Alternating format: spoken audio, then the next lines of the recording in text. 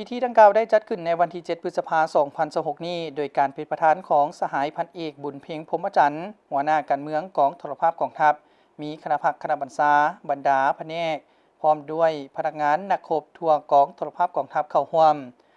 สหายพันโทอัมพรอนุวงศ์รองหัวหน้าการเมืองกองโทรภาพกองทัพได้ขึ้นผ่านแผนการและข้อตกลงว่าด้วยการแต่งตั้งคณะรับผิดชอบที่นำรวมอนุกรรมการรับผิดชอบอบรมเวียกงานพรรคเวียกงานการเมืองและเนื้อในข้อแข่งขันหักษาและพัฒนา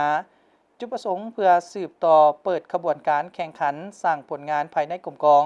เพื่อกำนับหับต้อนวันสั่งตั้งพรรคประชาชนปฏิวัติลาวครบรอบ71ปี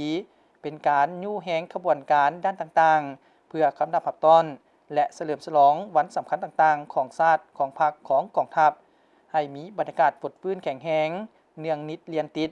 ถือเอาบ้านแข่งขันครั้งนี้เป็นการสุกยู่ขบวนการในการจัดตั้งปฏิบัติบรรดาจุดหมายคาดหมายที่ได้กำหนดไว้ในมติกองประชุมใหญ่ครั้งที่ 12 ของพรรค